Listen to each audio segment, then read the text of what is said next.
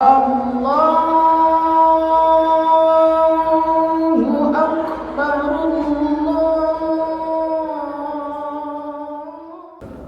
Assalamualaikum warahmatullahi wabarakatuh.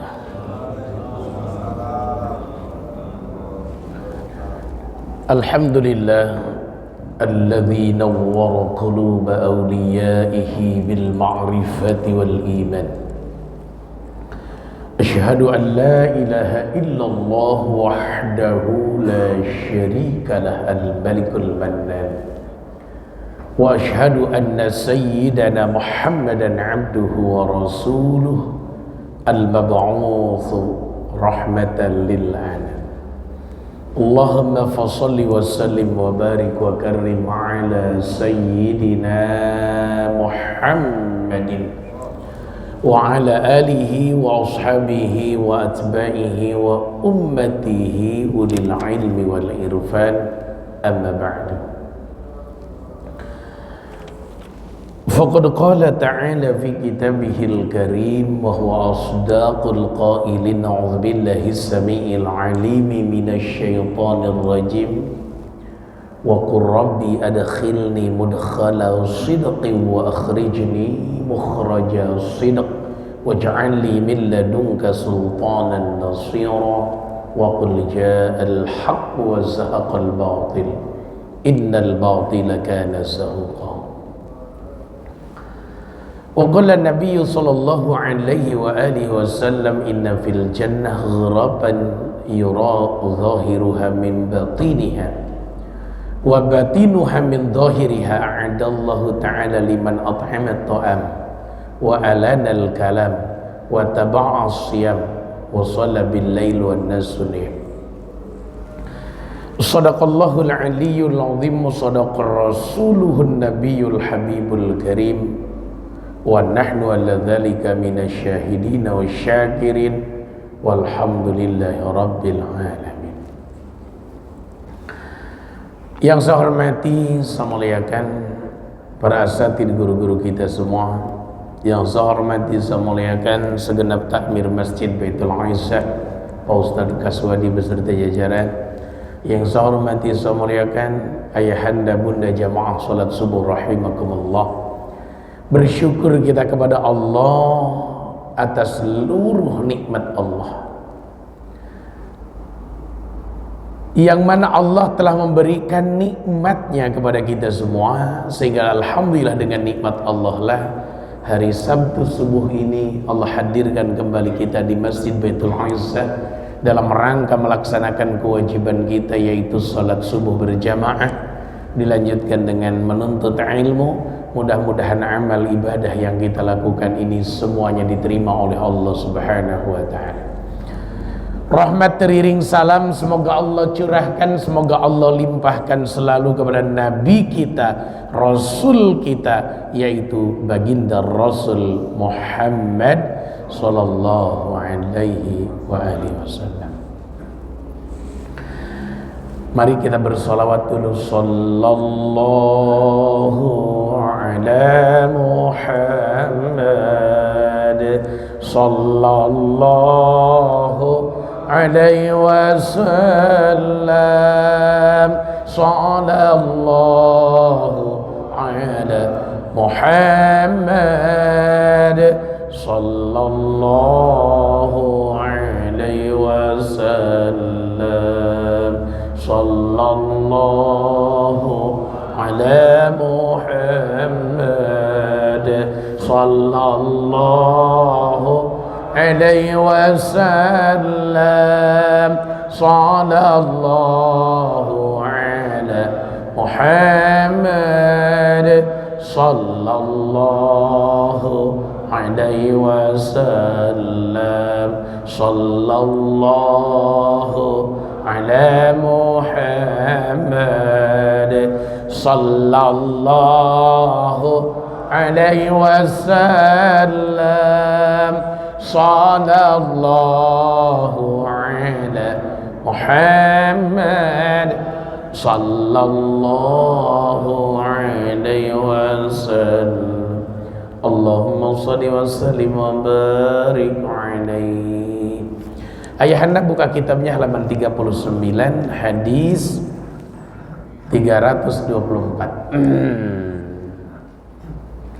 Hadis 324 halaman 39.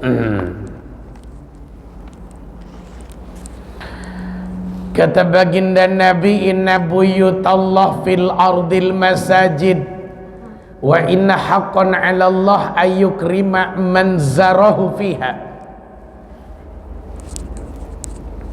Rawahu Tabrani an Ibni Mas'ud. Kata baginda Nabi, inna buyutallah, sesungguhnya rumah-rumah Allah, fil ardi, di muka bumi ini, al masajid, yaitu masjid Allah. Rumah Allah yang ada di muka bumi ini masjid.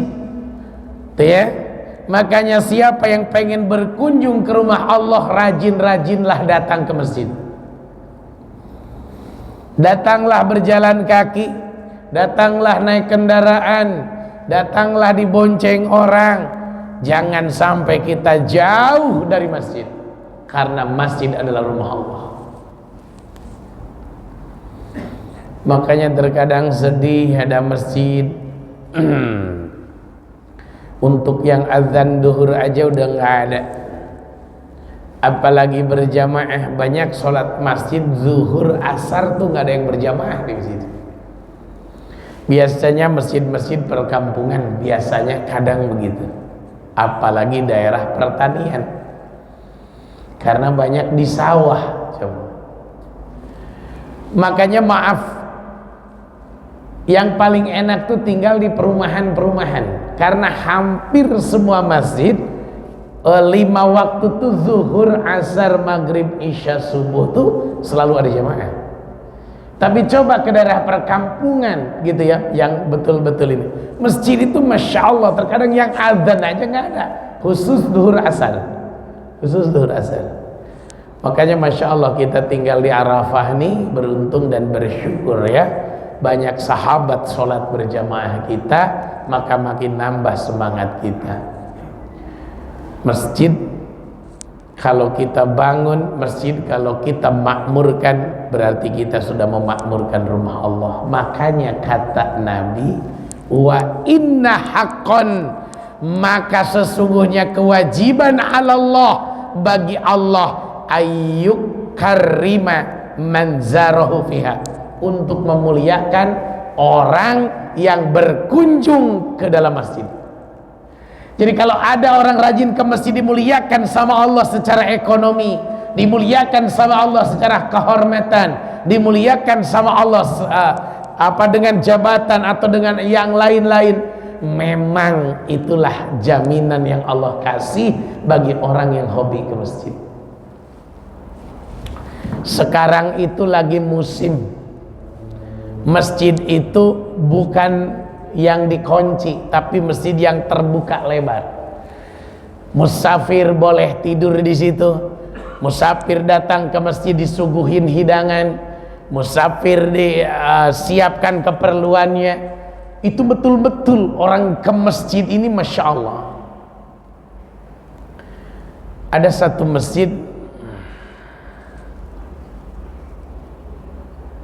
Bapak mungkin pernah dengar masjid kapal, ada kapalnya depannya gitu. Kapal apa? Kapal? Iya.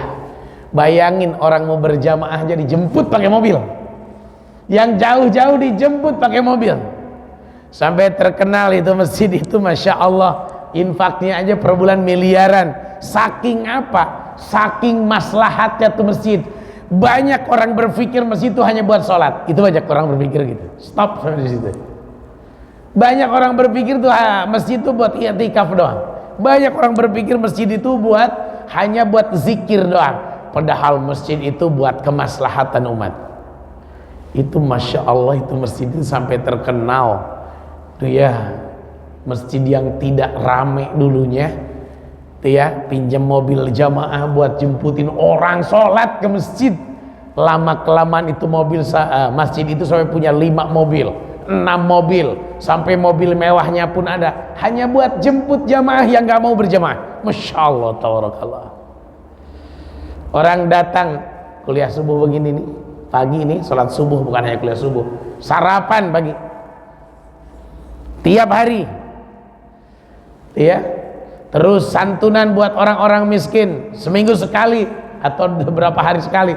Masya Allah, tabarakallah. Kenapa bisa begitu? Satu jawaban. Yang terkenal kan Jogokarian, padahal ada yang lebih terkenal, lebih hebat lagi sebenarnya. Tapi Masya Allah, tabarakallah, begitulah. Dulu sempat ada orang nanya, Ustadz, kok di Mekah kalau hari Kamis atau hari Senin ngegelar plastik di atas karpet lalu dihidangkan makanan pas mau maghrib, itu kan apa nggak ngotorin masjid? Nah itu kadang kita berpikir itu ngotorin masjid, padahal Masya Allah di antara kemuliaan masjid itu adalah seperti itu cara memakmurkannya. Yang terpenting jangan menggunakan uang yang salah. Uang buat bangunan masjid dipakai makan buat masjid, gitu ya, buat jamaah. Uang yatim dimakan oleh kita, itu salah sasaran. Tapi cari uang-uang khusus yang bisa digunakan untuk kegiatan-kegiatan tersebut. Masya Allah, tabarakallah ya. Jadi kalau ada orang punya niat pengen naik derajatnya, pengen mulia di hadapan Allah, pengen mulia di hadapan manusia, sering-seringlah datang ke masjid, karena orang yang datang ke masjid akan Allah muliakan. Masya Allah, tabarakallah. Pak, sekali lagi ajak anak, ajak istri, ajak keluarga, hobi-hobi beribadah di masjid. Saya yang tinggal di kampung beda Pak rasanya, tinggal di perumahan dengan di kampung. Nyaman di perumahan untuk ibadah di masjid, ya, nyaman karena jamaahnya banyak, jamaahnya mudah diajak. Sekali lagi, begitu hebat, begitu luar biasa, itulah masjid Allah. Makanya kita makmurkan, ada tabligh akbar, ada pengajian rutin, ada sholat berjamaah, ada kurban. Masya Allah, tabarakallah. Itu semua adalah proses memuliakan rumah Allah, dan kita ngambil kemuliaan dari rumah Allah. Kita tidak nyari hidup di masjid, tapi mari kita hidup-hidupkan masjid. Itu hadis yang pertama. Yang penting saya titip Bapak, yang dilarang di masjid 2, yang paling ketara, satu lagi yang ketiga. Yang pertama, jangan menceritakan, ngobrolin dunia di masjid, itu nggak boleh. Terkadang maaf ya, kita keceplosan tuh ngomongin bisnis di masjid ya, nggak boleh. Yang kedua, jangan jual beli di masjid. Yang ketiga, jangan cari benda hilang di masjid. Itu ya, yang memang jelas hadisnya melarang kita semua.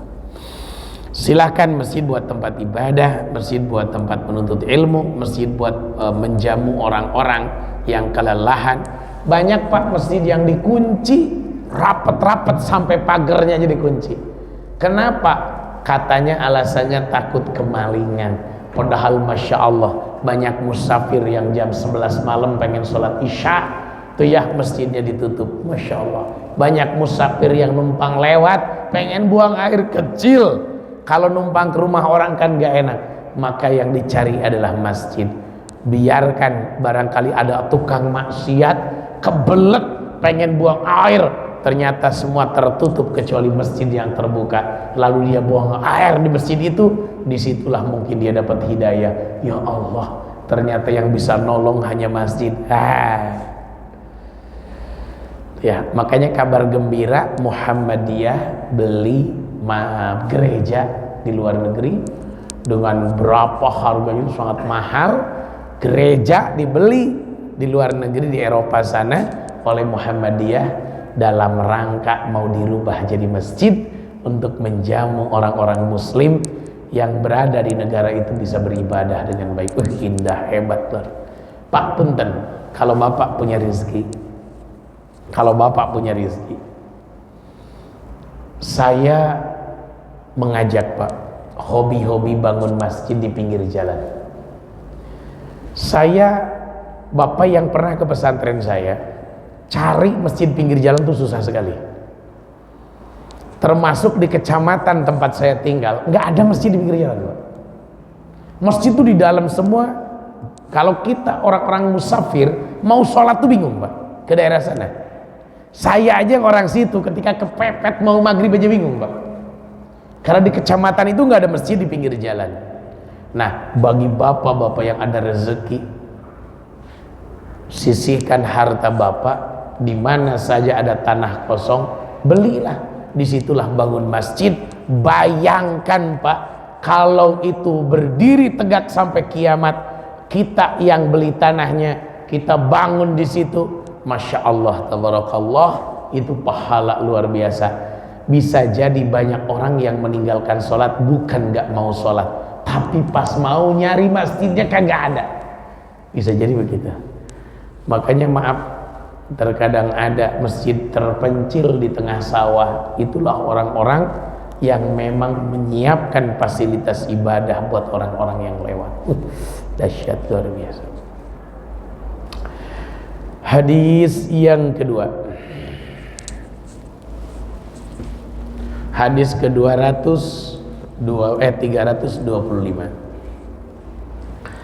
Inna shadaqata sir, sesungguhnya sedekah rahasia itu tudfi'u ghadbar rabbi, memadamkan kebencian Allah. Satu pesan Nabi di hadis ini, sering-seringlah sedekah rahasia. Tahu-tahu masukin kotak amal.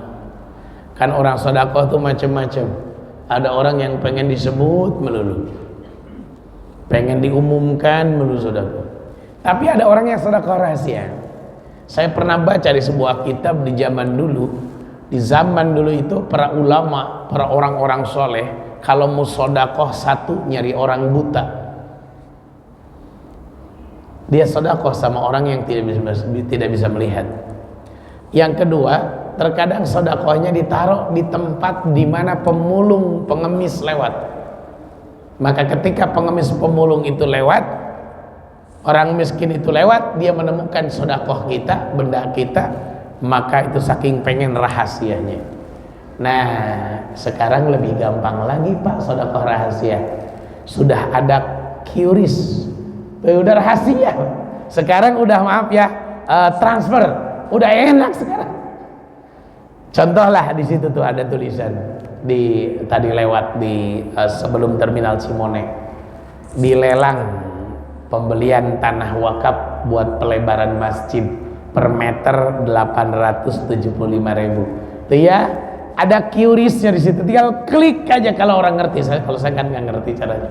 Tinggal klik aja, tempelkan handphone, sudah dapat semeter buat dibawa ke akhirat. Nggak ada yang tahu, Pak, orang susah. Itu, ini sedekah rahasia sekarang lebih gampang daripada dulu sebenarnya.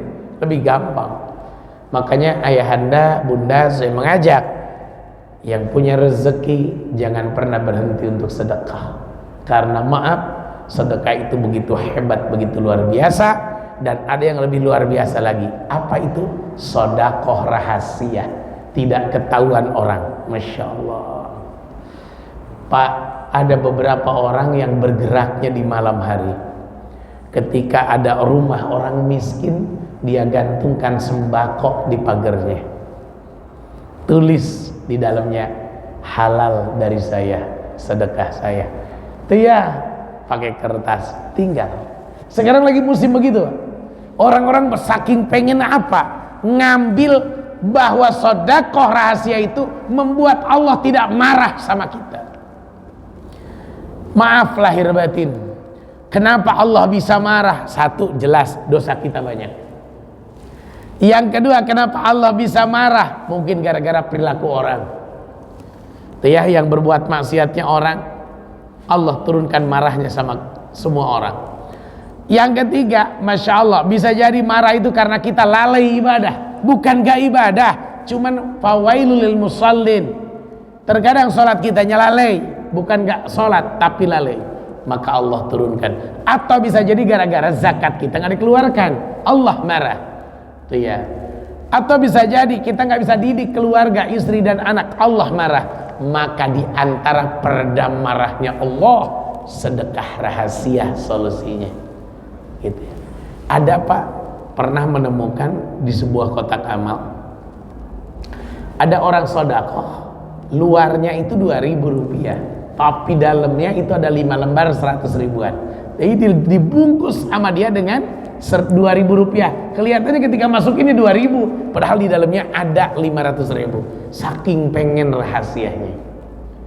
Terkadang ada juga orang kalau kotak amal lewat itu pas sholat Jumat, ada orang yang maaf ditutup gitu ya, ditutup. Padahal kenapa? Karena saking kecilnya itu sodako, gak enak sama orang kan itu.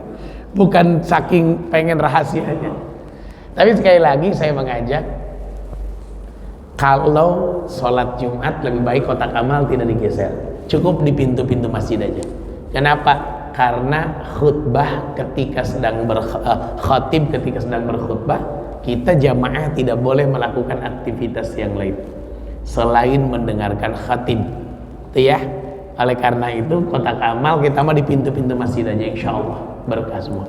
Di pintu-pintu masjid taruh aja kalau di pintu-pintu masuk. Itu ya. Insya Allah kalau orang udah niat sedekah pasti sedekah. Itu ya.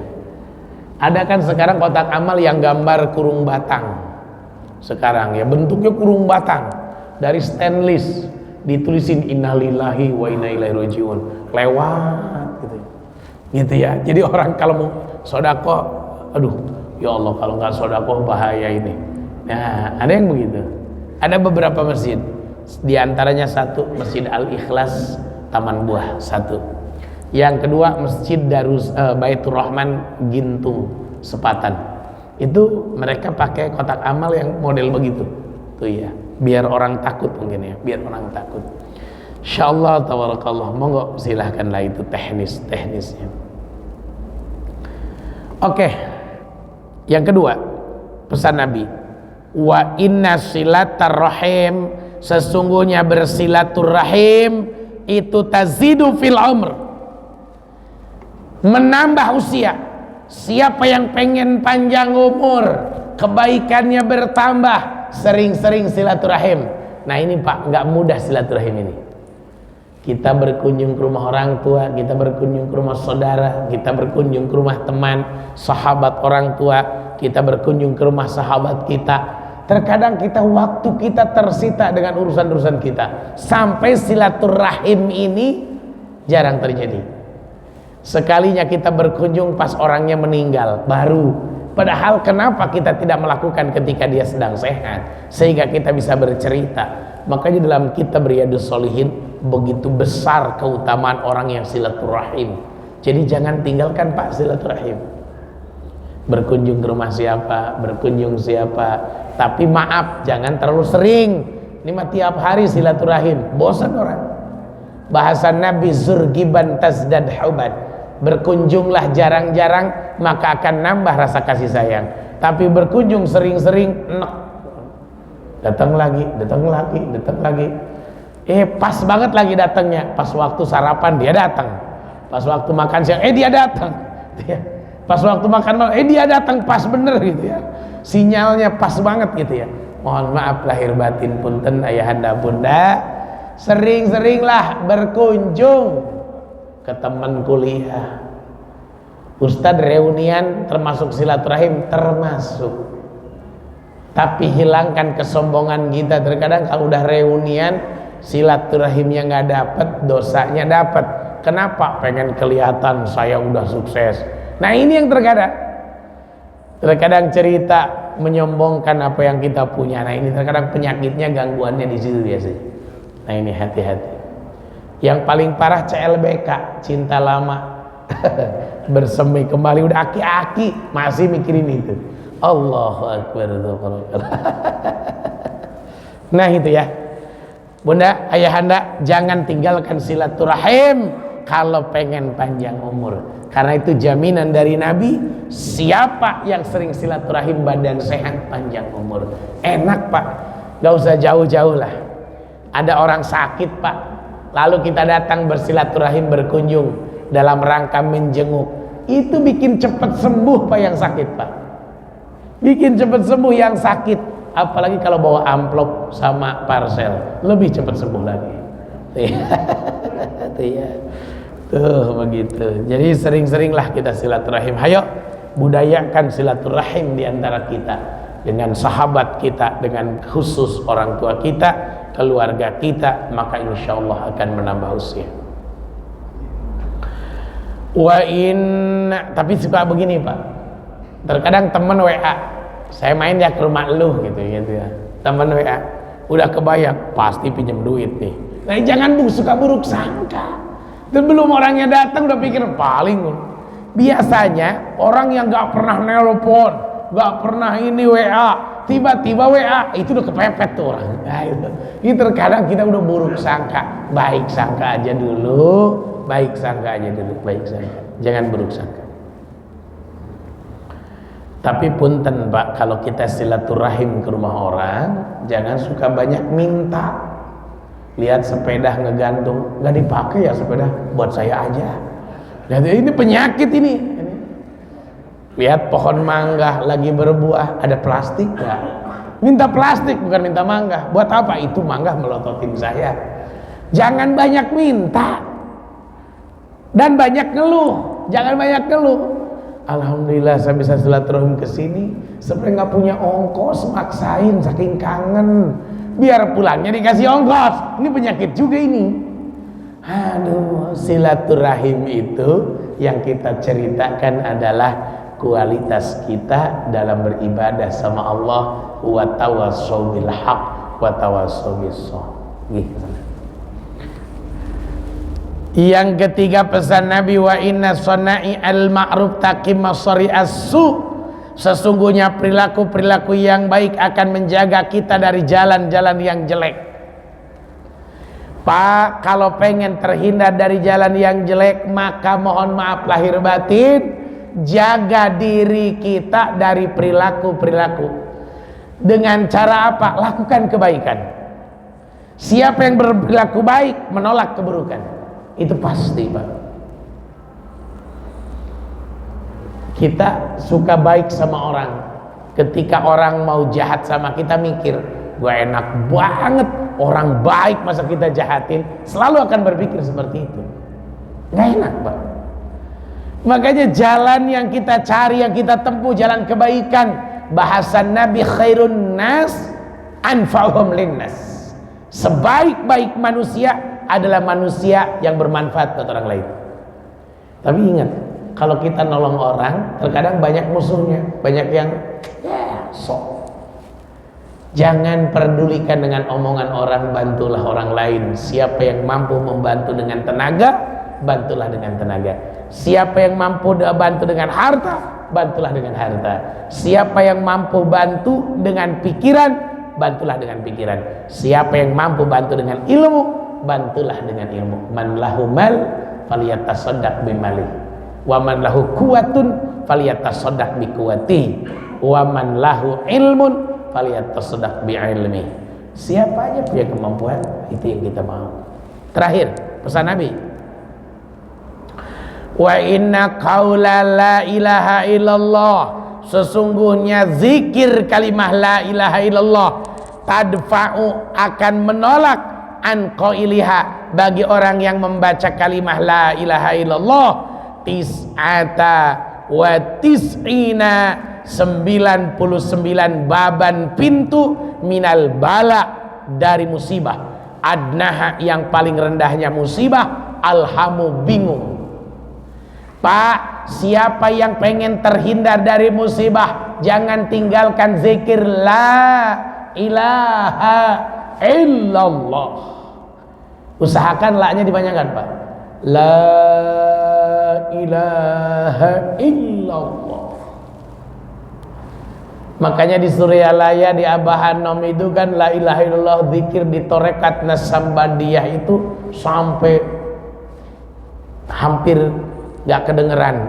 La ilaha illallah, la ilaha illallah. Awalnya begitu, tapi lama-lama la. Nah, Di Tangerang di mana Ustadz? Cilongok, Pasar Kemis. Yang zikirnya kayak begitu. Dari mulai Abah Uci startnya. Sekarang Abah Ucinya meninggal, ganti Abah Entoh, sama dengan la ilaha la ilaha. Nah, saking khusyuknya. Nah, zikir kalimah la ilaha illallah itu menolak 99 pintu musibah. Jadi bapak yang pengen terhindar dari musibah apapun, mohon maaf lahir batin, sering-sering zikir la ilaha illallah. Jadi tahlilan itu zikir la ilaha illallah. Tahlilan itu enggak haram, yang haram tuh ngerepotin orang yang kena musibah. Ya tahlilannya bagus, tapi ngerepotin orang kena musibah, harus nyiapin segala macam, itu yang repot, yang salah. Tapi tahlilannya bagus. Afdalul dzikri fa'lam annahu la ilaha illallah.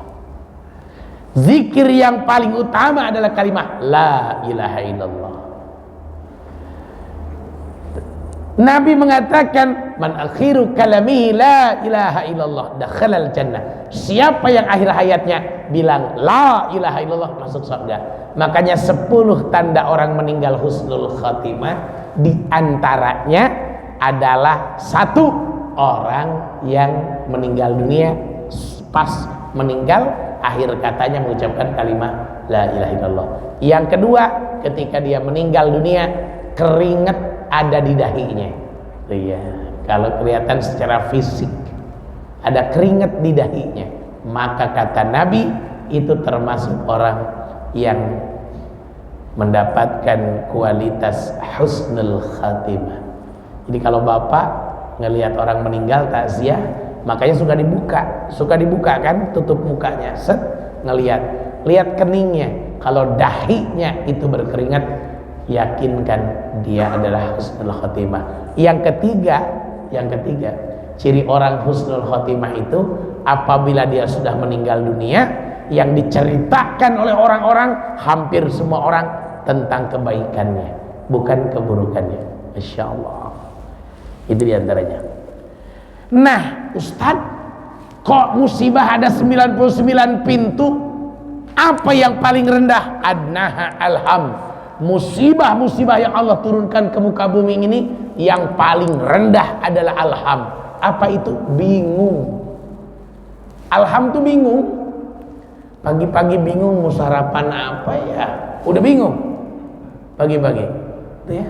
Hari ini mau kemana ya? Udah bingung pagi-pagi. Orang muslim gak perlu bingung urusan itu. Bingung lagi begini, nanti kalau udah tua penghasilan saya dari mana ya? Anak-anak kalau udah pergi semua nih, berarti saya berdua sama istri, biar rame nambah istri lagi. Berantem tiap hari jadi rame. Iya, jadi punten, orang banyak yang bingung. Nah, itu adalah musibah, kebingungan itu. Makanya siapa yang pengen terhindar dari musibah, kuncinya cuma 1, jawabannya cuma 1. Zikir kalimah la ilaha illallah. Ya, la ilaha illallah, la ilaha illallah, la ilaha illallah. Banyakin gituan aja Pak, sendiri Pak. Jadi jangan alergi dengan yasinan, jangan alergi dengan zikir la ilaha illallah, karena begitu dahsyat, luar biasa kualitasnya. Ayahanda, itu yang saya sampaikan. Saya ada ceramah di Hotel Haris jam 7 pagi. Jadi acara akad nikah udah harus sampai sana segera. Jadi karena itu saya cukupkan sekian. Tandain Ustadz, bapak-bapak besok halaman 40 di hadis 326. Itu ya. Baik, kita tutup dengan doa. Allahumma shalli wa sallim ala sayyidina Muhammadin fil awwalin wal akhirin wa barik wa karim radhiyallahu tabaraka wa ta'ala kullu sahabati Rasulillah ajma'in. Alhamdulillahi rabbil alamin hamdan syakirin hamdan na'imin hamdan yufi ni'amahi fi mazida ya rabbana lakal hamdu wa lakal syukru wa lakal mulku wa huwa ala kulli syai'in qadir. Allahumma inna asbahna nushiduka nushidu hamalat 'arsyik wa malaikataka wa jami' khalqik annaka antallah la ilaha illa anta wahdaka la syarika lak wa anna muhammadan abduka rasuluk Allahumma inna nas'aluka ridhaka wal jannah wa na'udzubika min sakhatika wan nar. Allahumma tawil umurana wa sahih ajsadana wa nawwir qulubana thabit imanana wa asin amalana wa wasi' arzaqana wa ilal khairi qaribna li syarri ba'idna wa aqdi hawaijana fid dini wa dunya wal akhirah. Rabbana ighfir lana dhunubana wa liwalidayna warhamna warhamhuma kama rabbayana shighara. Rabbana atina fid dunya hasanah fil akhirati hasanah wa qina adzaban nar.